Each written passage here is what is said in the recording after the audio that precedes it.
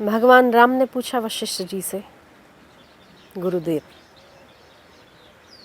समस्त पापों का क्षय करने वाला और दुखों का हरण करने वाला उत्तम से उत्तम कौन सा व्रत है? कृपया मुझे सुनाइए।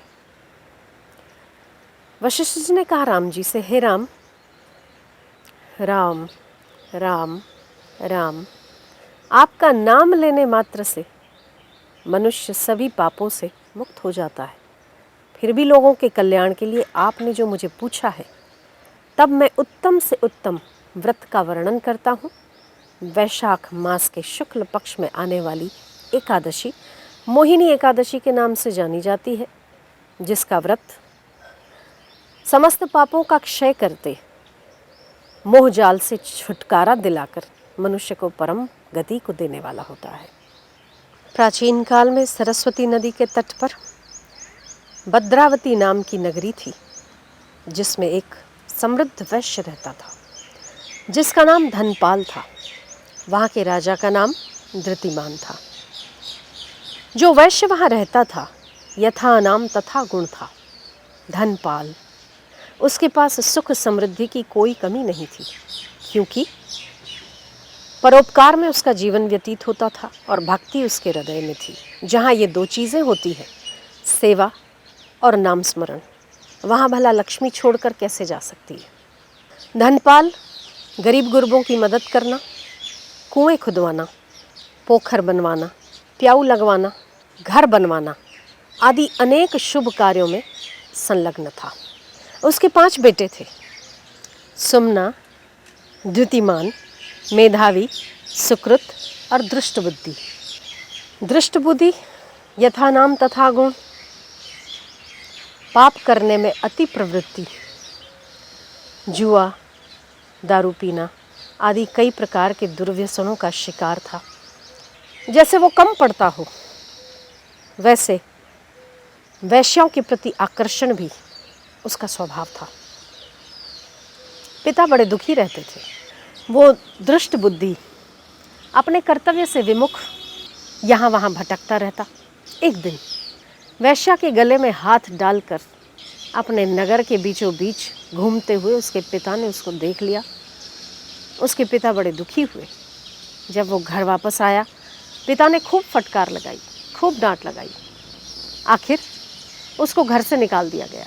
जो भी धन बच्चों को बिना मेहनत के दे दिया जाता है, उसकी कदर बच्चों को नहीं होती।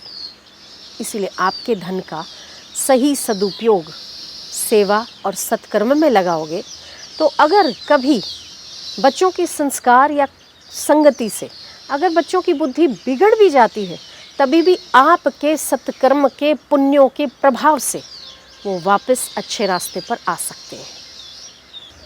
ये समझ लो कि पिता ने जो पुण्य कर्म और सत्कर्म किए थे, यही पुण्य का प्रताप समझो कि वो भटकता भटकता एक बार दृष्ट बुद्धि वैशाख महीने में कौंडिन्य ऋषि के आश्रम में पहुंच गया। पता नहीं कैसे उसको चित्त में हुआ कि यहाँ जो संत विराजमान है, उस संत से पूछ लूं, हो सकता है उनकी कृपा से मेरा दुख दूर हो जाए। उसके आश्रम के बाहर खड़े खड़े सोच ही रहा था, तब उसने मुड़कर देखा तो सामने से कौंडिन्य ऋषि गंगा जी स्नान कर कर लौट रहे थे। उसने प्रणाम किया और कहा, हे महात्मन, मैं अपने पापों के भुगतान स्वरूप यहाँ वहाँ भटक रहा हूँ। मेरे सिर पर कष्टों का, दुखों का बोझ इतना है कि मैं अब थक गया हूँ। मुझ पर ऐसी कृपा करिए कि मुझे इन पापों से और दुखों से छुटकारा मिले। कौंडिन्य ऋषि ने कहा, बेटा, यह वैशाख मास चल रहा है। इसमें आने वाली शुक्ल पक्ष की एकादशी को मोहिनी एकादशी के नाम से जाना जाता है, जो मोह को और पापों को हरण करके मनुष्य को शुद्ध चित्त कर देती है। तुम भी इस व्रत का विधिपूर्वक पालन करो। निश्चय करो, मोहिनी एकादशी का व्रत करूंगा। दृष्ट बुद्धि प्रसन्न हुआ। उसके पिता के पुण्यों के प्रताप से इसी जन्म में बहुत जल्दी ही दृष्ट बुद्धि को सद्बुद्धि आई। अब हम उसे दृष्ट बुद्धि नहीं कहेंगे। दृष्ट बुद्धि तभी तक था जब तक उसके पास व्यसन थे, जब तक भगवान नाम का जप नहीं था, जब तक वो धन का अपव्यय कर रहा था व्यसनों में। मोहिनी एकादशी के व्रत के प्रताप से उसके पाप जाते रहे भस्मीभूत हो गए और आखिर उसने दिव्य देह को धारण किया। और अंततः कथा कहती है कि गरुड़ पर बैठकर दिव्य लोक की ओर अग्रसर हुआ। इसीलिए इस व्रत को विधि पूर्वक ओम नमो भगवते वासुदेवाय भगवान नाम का जप करते हुए व्रत करना चाहिए।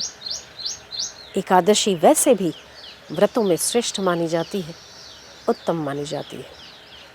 मोहिनी एकादशी का व्रत करके आप भी मोहजाल से मुक्त हो, इस दुख रूप संसार के दुखों से, कष्टों से मुक्त हो। यही मोहिनी एकादशी का संदेश है। ओम नमो नारायण।